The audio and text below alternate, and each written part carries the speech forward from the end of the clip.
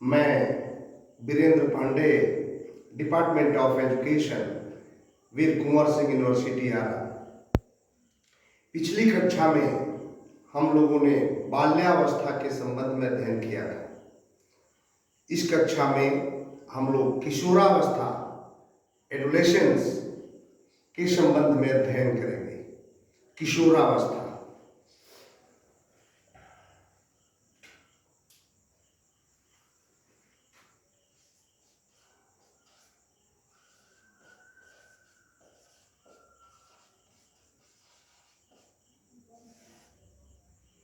Adolescence.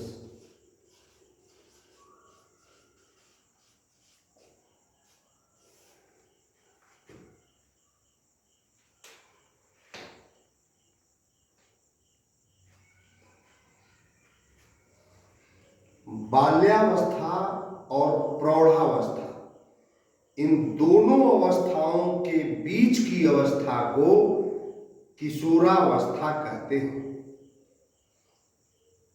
विभिन्न विद्वानों ने इस अवस्था के संबंध में यह मत व्यक्त किया है कि यह अवस्था कब शुरू होती है और कब खत्म होती है, इसको एक निश्चित सीमा में बांधना बहुत ही कठिन कार्य है, क्योंकि यह अवस्था अन्य कारकों जैसे जलवायु, वातावरण, व्यक्तिगत तथा जातिगत विशेषताएं, लिंग, प्रजाति आदि कई कारकों से प्रभावित होती है।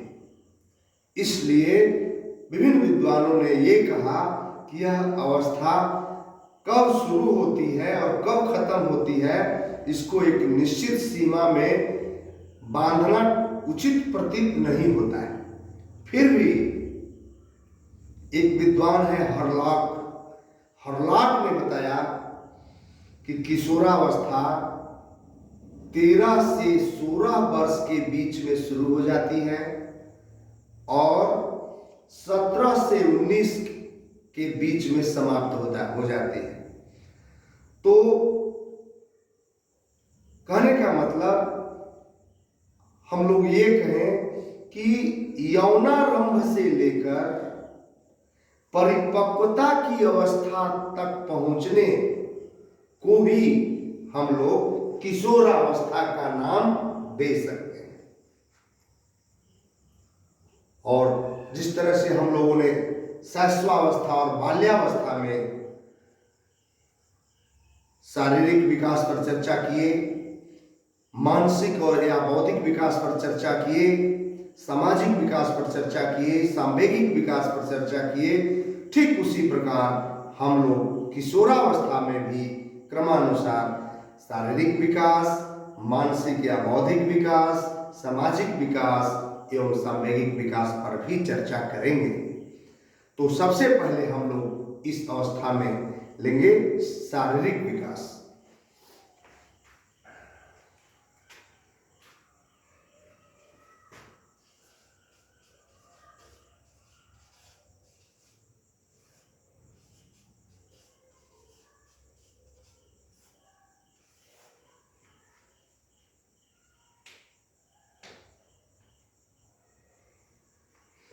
किशोरावस्था में शारीरिक विकास को हम दो भागों में रखकर समझ सकते हैं, आंतरिक विकास और बाह्य विकास। इस अवस्था में बालक के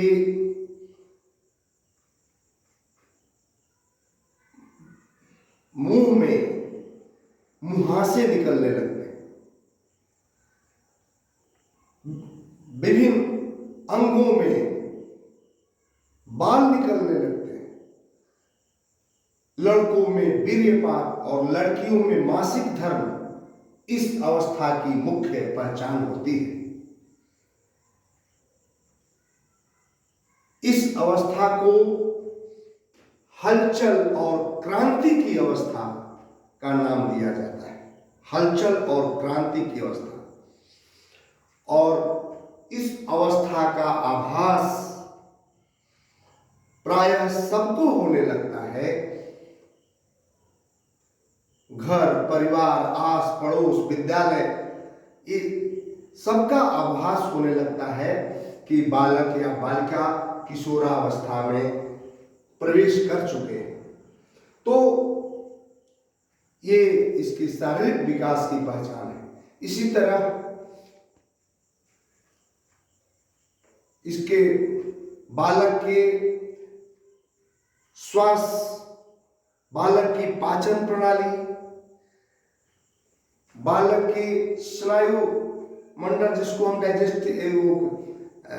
क्या बोलते हैं, नर्वस सिस्टम, सब चीज डेवलप होने लगता है। सब चीज में परिपक्वता आने लगती है, मैच्योरिटी आने लगती है। तो कहने का मतलब इस अवस्था का आभास प्रायः अभिभावक को, माता पिता को, भाई बहन को, विद्यालय में शिक्षकों को, प्रायः सबको होने लगता है।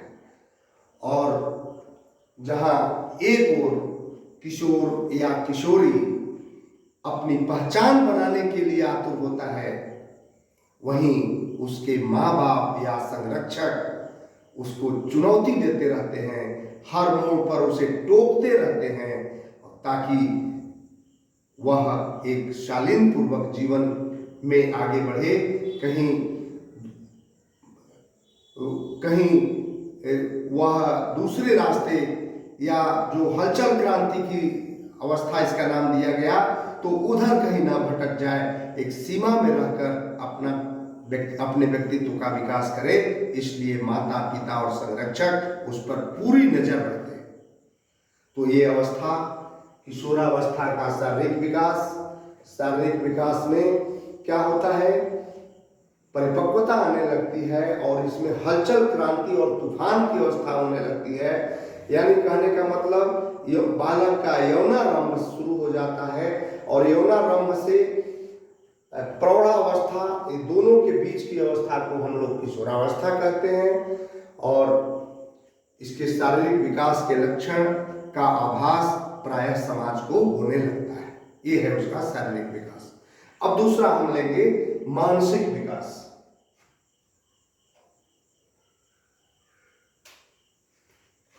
मानसिक विकास,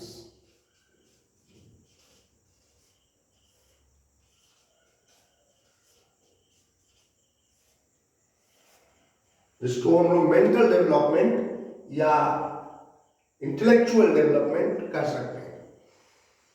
तो इस अवस्था में मानसिक विकास की रफ्तार प्रायः धीमी होती है। हम लोग पढ़े थे शैशवावस्था में बहुत तेज होती है, बाल्यावस्था में भी होती है, लेकिन सबसे ज्यादा शैशवावस्था में, उसके थोड़ा धीमी गति बाल्यावस्था में हो जाती है। किशोरावस्था में इसकी रफ्तार और धीमी हो जाती है।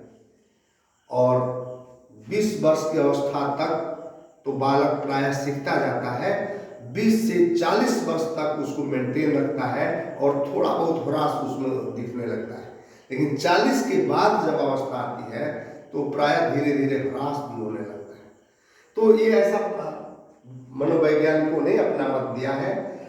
तो मानसिक विकास में पहला बिंदु हम जो कहेंगे कि मानसिक विकास की रफ्तार प्रायः धीमी होती है। संप्रत्यय निर्माण की दृष्टि से दूसरा बिंदु जो है कि संप्रत्यय निर्माण की दृष्टि से किशोर या किशोरी में मूर्त और अमूर्त दोनों प्रकार के संप्रत्यय विकसित हो जाते हैं। मूर्त माने स्पष्ट, किसी चीज का कंसेप्ट एकदम क्लियर है, मूर्त हो गया। किसी चीज के कंसेप्ट एकदम क्लियर ना हो, थोड़ा दुविधाजनक हो, अमूर्त अस्पष्ट हो, उसे हम अमूर्त कहते हैं। तो इस अवस्था में बालक में मूर्त और अमूर्त संप्रत्यय दोनों ही विकसित होते हैं। तीसरा बिंदु जो है वह है कि शब्दावली का विस्तार। शब्दावली के विस्तार भी किशोरों में काफी हद तक हो जाता है। वह फिल्मी जगत की पत्रिकाएं पढ़ लेते हैं, वह अन्य पत्र पत्रिकाएं, कंपटीशन की भी बहुत सारी पत्रिकाएं हैं, उसको पढ़ लेते हैं, खेल की पत्रिकाएं पढ़ लेते हैं, समाचार पत्र पढ़ लेते हैं। तो इसके संपर्क में आकर बहुत सारे पत्र पत्रिकाओं के संपर्क में आने से उनके शब्दावली का विस्तार हो जाता है। भाषा के विकास की दृष्टि से भी किशोरों में कविता लिखने या याद करने, बोलने, चित्र बनाने, भाषण देने, निबंध लिखने, निबंध बोलने, विभिन्न प्रकार की कॉम्पिटिटिव क्षमता का विकास भी हो जाता है। तो भाषा विकास की दृष्टि से भी कविता लेखन, चित्रकला, कहानी लेखन, कंपटीशन, नाटक मंचन आदि इस तरह के भाव भी विकसित हो जाते हैं। तो कहने का मतलब मानसिक विकास की दृष्टि से हमने 3 बिंदु अभी लिया। पहला बिंदु जो लिया कि मानसिक विकास की रफ्तार प्राय धीमी होती है। दूसरा बिंदु लिया कि संप्रत्यय निर्माण की दृष्टि से मूर्त और अमूर्त दोनों तरह के संप्रत्यय विकसित हो जाते हैं। तीसरा बिंदु लिया कि शब्दावली विस्तार की दृष्टि से काफी पत्र पत्रिकाओं के संपर्क में आने से शब्द भंडार विकसित हो जाते हैं। चौथा बिंदु लिया कि भाषा विकास की दृष्टि से कविता, कहानी, चित्रलेखन आदि की क्षमता विकसित हो जाती है।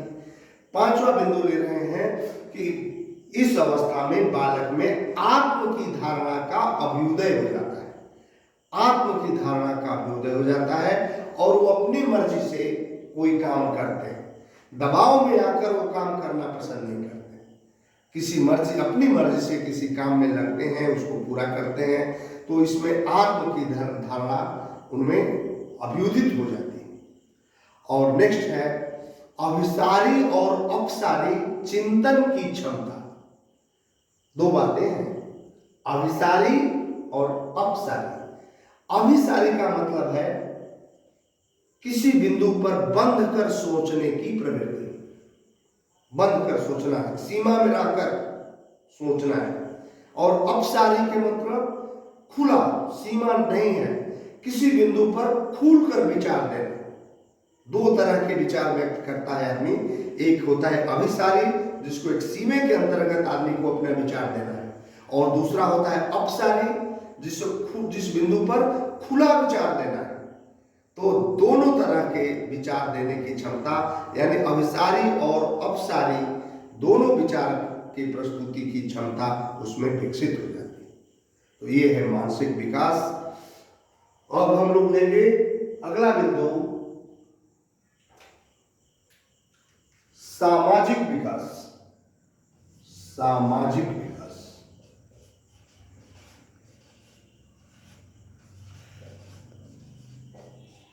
Social development. सामाजिक विकास में भी कुछ बिंदु हैं, जैसे पहला है तीव्र आत्म अभिज्ञता। तीव्र आत्म अभिज्ञता। दूसरा है नायक पूजा। नायक पूजा। तीसरा है नैतिक विकास। नैतिक विकास। चौथा है धार्मिक आस्था का विकास। धार्मिक आस्था का विकास।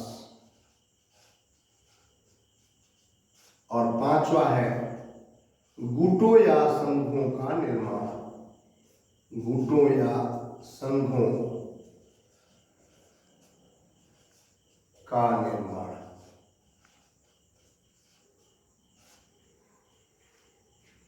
ये 5 बिंदु हैं सामाजिक विकास में, जिसे हम आसानी से समझ सकते हैं। पहला बिंदु है तीव्र आत्म अभिज्ञता, रैपिड सेल्फ अवेयरनेस। तीव्र आत्म अभिज्ञता, इसका तीव्र आत्म अभिज्ञता क्या है इससे अभिप्राय यह है कि किशोर या किशोरी या बालक, हम कहें बालक, अपने बड़े बुजुर्गों के संपर्कों से हटकर एक अपना अलग अभिन्न मित्र चुन लेते हैं, जिससे वे गुप्त मंत्रणा कर सके। क्योंकि अपने बड़े बुजुर्गों के साथ हर बात को खुलम खुली रूप में वे बात नहीं कर सकते, नहीं करना चाहते। एक सीमा होता है बड़ों बुजुर्गों की बात करने की। तो इससे बचने के लिए वे क्या करते हैं? वे क्या करते हैं कि अपनी बराबरी का एक अभिन्न मित्र चुन लेते हैं, जिससे वे खुलकर गुप्त मंत्रणा करने लगते हैं। तो ये है पहला बिंदु जो है वह है तीव्र आत्माभिज्ञता, इसी को कहते हैं।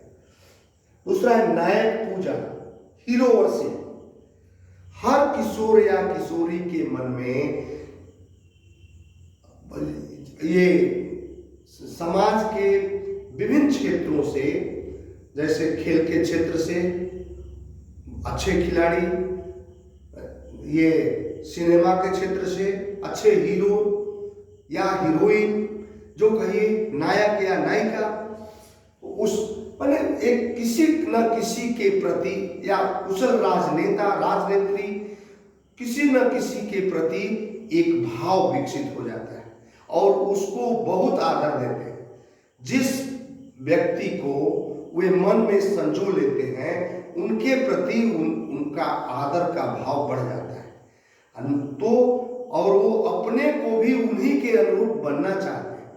तो उनमें ऐसा भाव, जिस क्षेत्र में उनकी रुचि होती है किशोर या किशोरी की, उस क्षेत्र के जो नामी व्यक्ति हैं उनको मन में संजो लेते हैं और उन्हीं के अनुरूप अपने को ढालने का प्रयत्न करते हैं। तो ये भाव, सामाजिकता का भाव, नायक पूजा जिसको हम कहते हैं, वे उनमें विकसित हो जाता है। तीसरा है नैतिक विकास, नैतिक विकास, मोरल डेवलपमेंट। किशोर या किशोरी में नैतिकता का विकास भी बहुत तेजी से होता है। अपने माता पिता या धार्मिक पुस्तकों के संपर्क में आकर, कथा प्रवचन संतों के संपर्क में आने से बहुत सारी बातें, नैतिकता जो क्या सही होना चाहिए, इस तरह के भाव भी उनमें विकसित होने लगते हैं और धीरे धीरे उनमें वैज्ञानिक सोच भी डेवलप होने लगती है। साइंटिफिक थिंकिंग भी उनमें डेवलप, जैसे जैसे वो बड़े होते हैं तो वे हर चीज का प्रमाण खोजने लगते हैं, ये भी बात है। तो नैतिकता भी वो समझने लगते हैं और वैज्ञानिकता भी समझने लगते हैं। तो नैतिकता का विकास, और जैसे जैसे बढ़ते हैं साथ साथ वैज्ञानिकता का विकास उनमें होने लगता है। तो ये भी सामाजिक विकास के पहलू के अंतर्गत आता है। चौथा, धार्मिक आस्था का विकास। धार्मिक आस्था में क्या होता है? प्रवचन के प्रभाव से, धार्मिक पुस्तकों के प्रभाव से, ये बड़े बड़े संतों या धार्मिक व्यक्तियों के कहानी को पढ़ करके या उनके विचारों को सुन करके उनमें धार्मिक आस्था का भी भाव जग जाता है। तो धार्मिक भावना भी उनमें दिखती है। धर्म क्या है? धृति, क्षमा, दमो, अस्त्यम, शौच, इंद्रिय निग्रह, धी विद्या, सत्यम, क्रोधे, दशकम धर्म लक्षण। तो धर्म को असली रूप भी वो जानने लगते हैं। धर्म का मतलब हिंदू, मुस्लिम, सिख, ईसाई के झगड़े में नहीं पड़ना, सब ठीक है, ये संप्रदाय है। धर्म हमारा धर्म क्या है, हमारा आचरण क्या होना चाहिए, इस पर ज्यादा जोर देना है। इसलिए इस संप्रदाय को लेकर के हम विवाद करें, जो समाज में बहुत सारे लोग विवाद उत्पन्न कर देते हैं, ये धर्म नहीं है। धर्म का मतलब धृति, क्षमा, दमो, अस्त्यम, शौच, इंद्रिय निग्रह, धी विद्या, सत्यम, क्रोधे, दशकम धर्म लक्षण।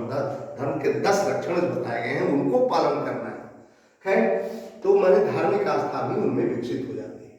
और 5वां है गुटों या संघों का निर्माण।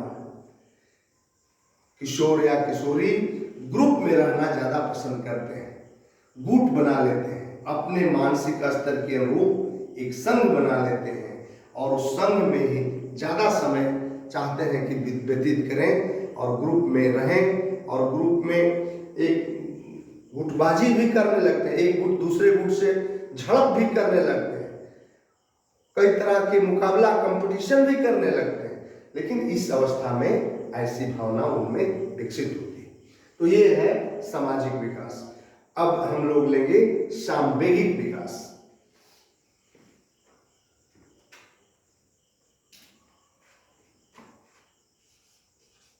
सांवेगिक विकास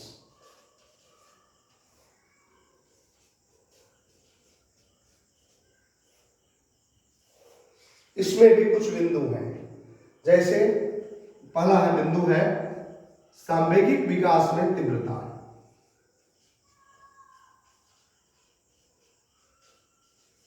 सांवेगिक विकास में तीव्रता।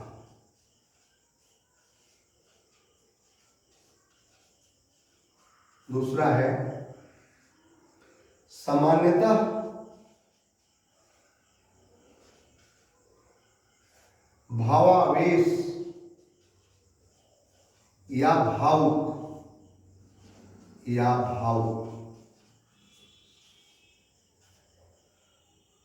तीसरा संवेगों पर कम नियंत्रण। संवेगों की ऐसे भी लिख सकते हैं अभिव्यक्ति पर, संवेगों की अभिव्यक्ति पर कम नियंत्रण।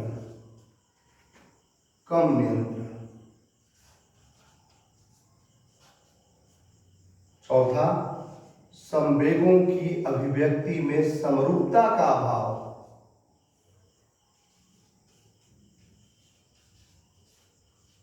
अभिव्यक्ति में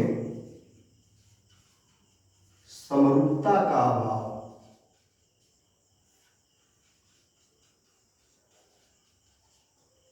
चार हुआ।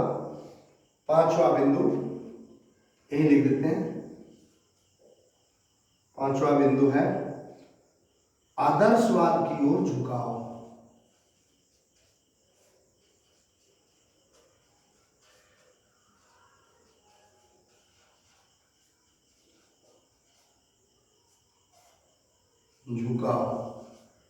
और छठवां बिंदु अभिप्रेरणा में द्वंद्व।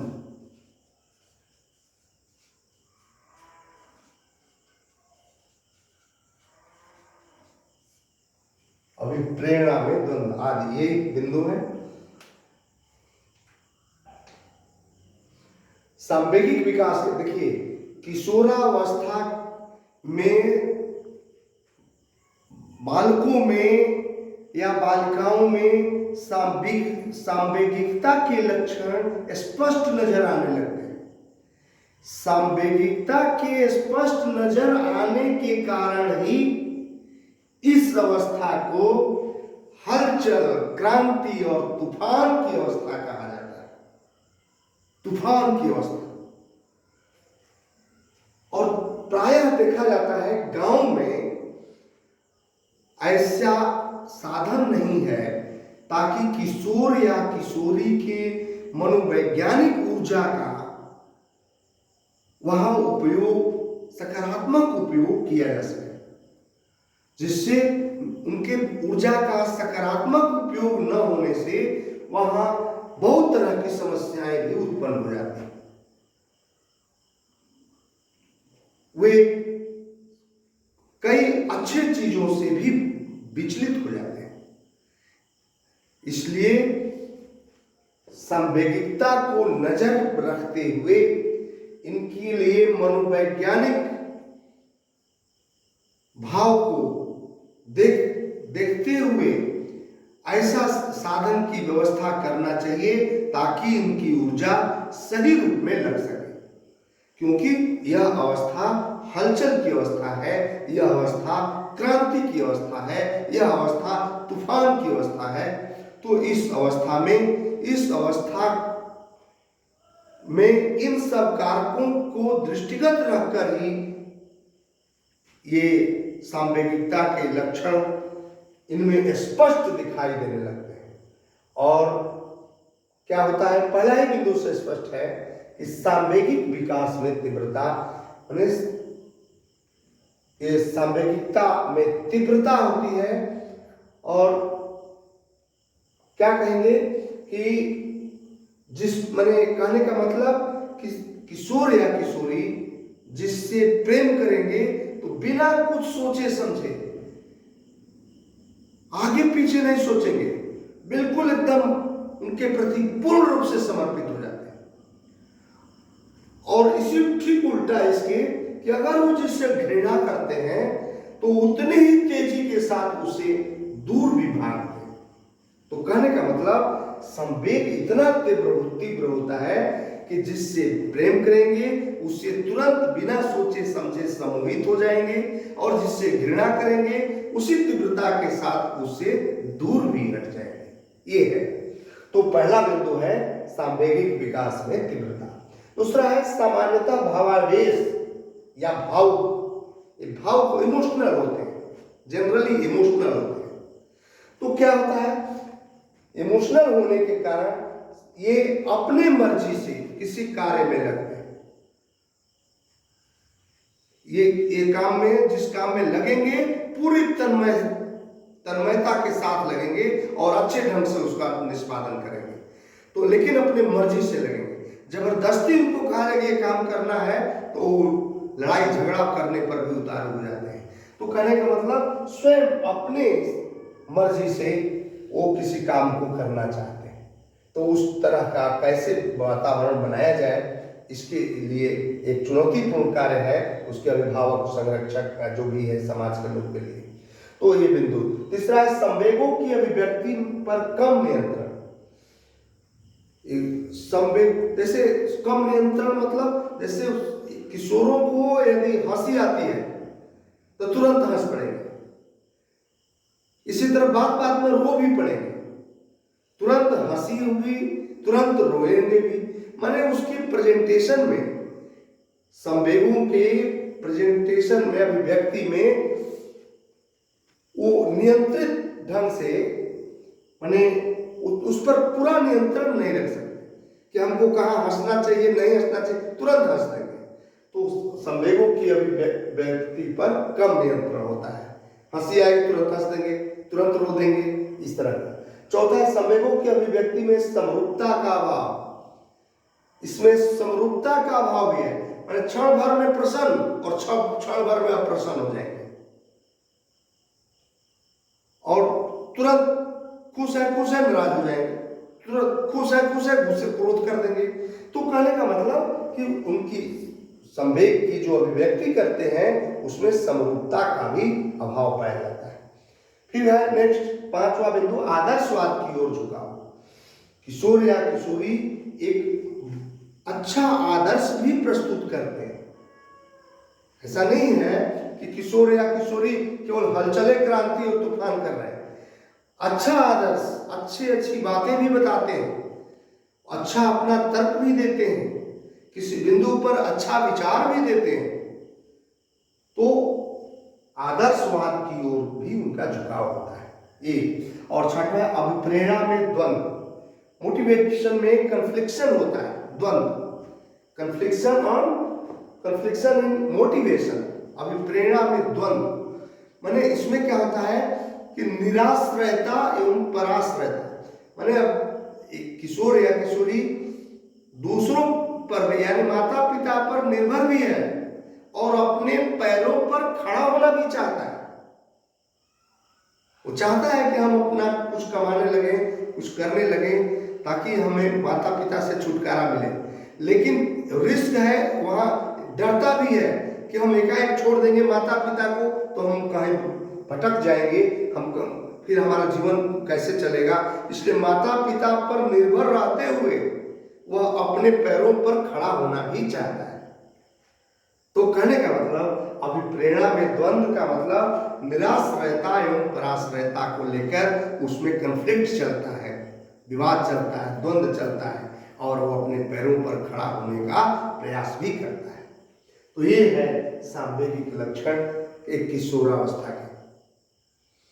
अब प्रश्न उठता है कि किशोरावस्था के लिए शिक्षा की व्यवस्था कैसी हो, ये शैक्षिक निहितार्थ इसका क्या हो। तो एक किशोर या किशोरी में प्रायः शारीरिक, मनोवैज्ञानिक, सामाजिक बहुत तरह के लक्षण दिखने लगते हैं। शारीरिक लक्षण के अंतर्गत पेट दर्द होना, सिर दर्द होना, इस तरह का भी वो व्यवहार प्रदर्शित करता है। कई कामों में बहाना भी प्रदर्शित करने लगता है कि सिर दर्द हो रहा है, पेट दर्द हो रहा है, तो किसी काम से बचने चाहता है। इसी तरह मनोवैज्ञानिक कारक भी होते हैं, जैसे चिढ़ना, चीज पे चिढ़ जाएगा, या तनाव कर देना, झगड़ा कर देना, इस तरह का भाव भी उसमें देखने को मिलता है। तो और इसके बाद इस अवस्था में हलचल की अवस्था भी उसमें नजर आते हैं, क्रांति की अवस्था भी नजर आते हैं। सारा चीज को ध्यान में रखकर कि यह अवस्था बहुत ही डेंजरस अवस्था इसको कहा गया है। किशोरावस्था जीवन की सबसे खतरनाक अवस्था है। इन सारी बातों को दृष्टिगत रखकर इनकी शिक्षा की व्यवस्था कैसे किया जाए, इस पर मनोवैज्ञानिकों ने अपना राय दिया है कि पहला बिंदु जो है शिक्षा की व्यवस्था में कि किशोरों के साथ अंतर्द्वंद से बचना। यह एक निर्देश है मनोवैज्ञानिकों का कि अनावश्यक रूप से किशोरों के साथ अंतर्द्वंद न फैलाएं, उनके साथ एडजस्टेबल नेचर का प्रयोग करें ताकि वे भी बात को समझें और आपके मार्गदर्शन में वो सही रास्ते पर चलें। तो पहला बिंदु है किशोरों के साथ अंतर्द्वंद से बचना। दूसरा बिंदु है कि जिम्मेदारी का हस्तांतरण। सारा काम स्वयं अपने ही नहीं करना, बल्कि किशोरों या किशोरियों को कुछ जिम्मेदारियां भी देनी चाहिए। क्योंकि जब वो जिम्मेदारी दिया जाएगा तो वे जब जिम्मेदारी को लेंगे, ग्रहण करेंगे, तो वो उस काम के प्रति पूर्ण रूप से समर्पित हो जाएंगे और उस काम को अच्छा से अच्छा करना चाहेंगे।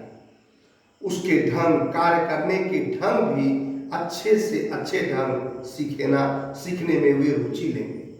तो किशोरों के साथ पहला है अंतर्द्वंद से बचना। दूसरा बिंदु हमने बताया कि जिम्मेदारी का हस्तांतरण हो, किशोरों के साथ आपसी संबंध मधुर हो, हर बात को दबाव में देकर उससे नहीं कह के कराना, हर बात को जबरदस्ती नहीं कराना, बल्कि उनसे आपसी संबंध मधुर बना करके किसी बात को, किसी कार्य को करने के लिए कहना, तब वे रुचि पूर्वक उस कार्य को करते हैं। तो किशोरों के तीसरा बिंदु में किशोरों के साथ जो संबंध हो वो मधुर हो और शिक्षण विधि में विविधता हो। ऐसे उनको पढ़ा, एक शिक्षण विधि नहीं, कई शिक्षण विधियों का प्रयोग उनको शिक्षण करते समय प्रयोग करना चाहिए। एक शिक्षक जब विभिन्न शिक्षण विधियों का प्रयोग करते हुए उन्हें शिक्षित करने का प्रयास करेगा तो वे बहुत ही अच्छे ढंग से समझ सकते हैं। तो कहने का मतलब शिक्षण विधि में विविधता, पाठ्यक्रम में विविधता। हर किशोर के लिए, किशोरी के लिए एक ही पाठ्यक्रम न हो, उनकी रुझान किधर है, उनकी रुचि किधर है, इस तरह का विद्यालय पाठ्यक्रम बनाया जाए ताकि जिधर उनकी रुझान रुचि हो उस तरफ उनको आगे बढ़ने का मौका मिले। तो इस प्रकार ये सारे बिंदु जो है ये किशोरावस्था के लिए अत्यंत महत्वपूर्ण है। यही है किशोरावस्था। यदि हम शॉर्ट में इसको समेटना चाहें तो किशोरावस्था हम लोग ये कहेंगे कि बाल्यावस्था और प्रौढ़ावस्था के बीच की अवस्था को किशोरावस्था कहते हैं। यह अवस्था कब शुरू होती है और कब खत्म होती है, इसको एक निश्चित समय में बांधना उचित प्रतीत नहीं होता है। फिर भी हरलाख ने यह बताया है कि यह अवस्था 13 से 16 वर्ष के बीच में प्रारंभ होती है और 17 से 21 वर्ष के बीच में खत्म हो जाती है। इस अवस्था में एक और किशोर या किशोरी अपनी पहचान बनाने के लिए आतुर रहता है, दूसरी ओर उसके माँ बाप, संरक्षक उसके इस अस्मिता को, उसकी इस पहचान बनाने को कि कला पर चुनौती देते रहते हैं ताकि वे सही मार्गदर्शन में चल सके। फिर भी जिस तरह से हर अवस्था, शैशवावस्था, बाल्यावस्था में हम लोग विभिन्न प्रकार के विकास की चर्चा किए, जैसे शारीरिक विकास, मानसिक विकास, सामाजिक विकास और सांवेगिक विकास, ठीक किशोरावस्था में भी उन सारे विकासों पर चर्चा है। सबसे पहले शारीरिक विकास पर हम बात करें तो शारीरिक विकास में इसमें क्या होता है कि किशोर या किशोरी में ये दो तरह के विकास, आंतरिक विकास और बाह्य विकास दोनों होते हैं। आंतरिक विकास और बाह्य विकास के अंतर्गत हम लोग देखते हैं कि इनके चेहरे पर मुहासे आने लगते हैं, हड्डियां कठोर होने लगती है, लड़कों में वीर्यपात और लड़कियों में मासिक धर्म इसके मुख्य पहचान होते हैं। तो इस तरह से किशोरावस्था और इसी तरह से आंतरिक भागों में भी, जैसे पाचन प्रणाली, जैसे नर्वस सिस्टम, जैसे श्वास प्रक्रिया, सब में परिपक्वता आने लगती है, हड्डियां कठोर होने लगती हैं। तो इस तरह से शारीरिक विकास के अंतर्गत ये सारे बिंदु स्पष्ट नजर आने लगते हैं। दूसरा है मानसिक विकास। मानसिक विकास में है कि मानसिक विकास की रफ्तार प्रायः धीमी हो जाती है। इसमें संप्रत्यय निर्माण की दृष्टि से मूर्त और अमूर्त दोनों प्रकार के संप्रत्यय विकसित होने लगते हैं। शब्द भंडार भी इनमें विकसित होता है विभिन्न पत्र पत्रिकाओं के संपर्क में आने से। ये भाषा विकास की दृष्टि से कविता, कहानी, भाषण प्रतियोगिता आदि का विकास होने लगता है। नेक्स्ट है आत्म की धारणा का भी उदय होने लगता है। आत्म की धारणा, और उससे क्या होता है, आत्म की धारणा का ही प्रभाव है कि वे अपने मनपसंद व्यवसाय का चयन करते हैं, अपने मनपसंद पाठ्यक्रम का चयन करते हैं, अपने मनपसंद खेल का, मतलब किस क्षेत्र में हम जाएंगे वो अपने मन पसंद से जाते हैं। ये है आत्म की धारणा का अभ्युदय हो जाता है। और नेक्स्ट बिंदु है अभिसारी और अपसारी चिंतन की क्षमता भी इनमें विकसित हो जाती है। अभिसारी का मतलब है बंद कर सोचने की प्रवृत्ति और अपसारी का मतलब है किसी बिंदु पर खुल कर विचार देना। तो ये है तो ये है मानसिक विकास के। अब हम लोग लेंगे सामाजिक विकास। सामाजिक विकास में कुछ बिंदु स्पष्ट हमने बताया। पहला तीव्र आत्म अभिज्ञता।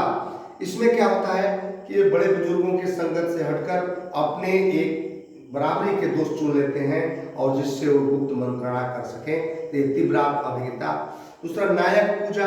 नायक पूजा में क्या होता है कि जिस क्षेत्र में किशोर या किशोरी की रुचि होती है उस क्षेत्र के माने जाने व्यक्ति को अपने मन में संजो लेते हैं और उन्हीं के अनुरूप आचरण सीखते हैं, उन्हीं के अनुरूप अपने को ढालते हैं। तो ये है नायक पूजा। तीसरा नैतिक विकास। उनमें नैतिकता का भी भाव जागृत होने लगता है।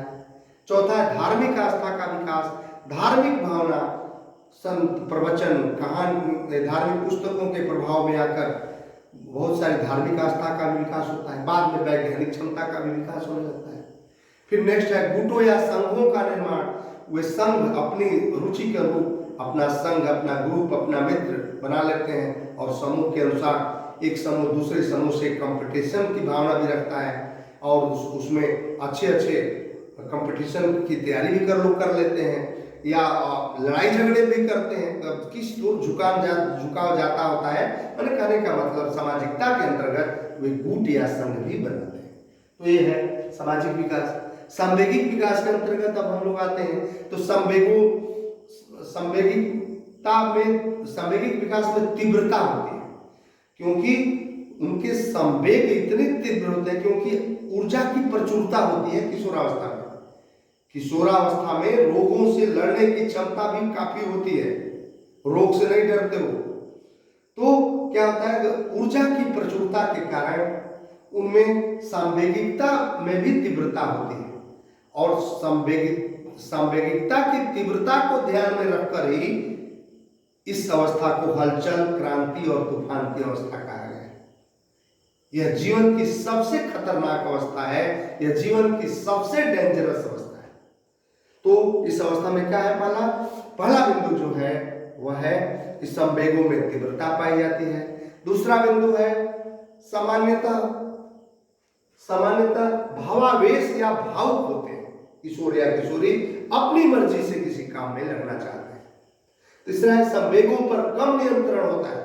हंसी आएगी तो तुरंत हंस देंगे, तुरंत रो देंगे, इस तरह की भावना उनमें होती है। चौथा है संवेगों की अभिव्यक्ति में समरूपता का अभाव, माने क्षण भर में प्रसन्न और क्षण भर में अप्रसन्न हो जाते हैं तुरंत। तो ये समरूपता का अभाव होता है। और यह आदर्शवाद की ओर झुकाव, अच्छा आदर्श भी प्रस्तुत करते हैं, आदर्शवाद की तरफ उनका झुकाव भी होता है, बढ़िया से बढ़िया काम में भी लगते हैं। तो और प्रेरणा में द्वंद, ये क्या है, माता पिता पर निर्भर रहते हुए भी वे अपने पैरों पर खड़ा होना भी चाहते हैं, तो इसको लेकर भी उनके प्रेरणा में द्वंद बना रहता है। ये है। अब इनको शिक्षित कैसे करें, उनकी सारी विशेषताओं को दृष्टिगत रखने पर मनोवैज्ञानिकों ने इनको शिक्षा के लिए यही सलाह दिया कि किशोरों के साथ अंतर्द्वंद से बचिए, पहला बिंदु। दूसरा बिंदु कि इनको जिम्मेदारी दीजिए, जिम्मेदारी का हस्तांतरण कीजिए। तीसरा बिंदु, किशोरों के साथ आपसी संबंध को मधुर बनाए रखिए। इसके बाद चौथा है शिक्षण विधि में विविधता रखिए। और नेक्स्ट है पाठ्यक्रम में भी विविधता रखिए। इन तमाम बिंदु को ध्यान में रखते हुए इनकी शिक्षा की व्यवस्था की जाए, जिससे इनका सही रूप में विकास हो सके। तो ये है किशोरावस्था। आज हम लोग इस कक्षा को यहीं विश्राम देंगे।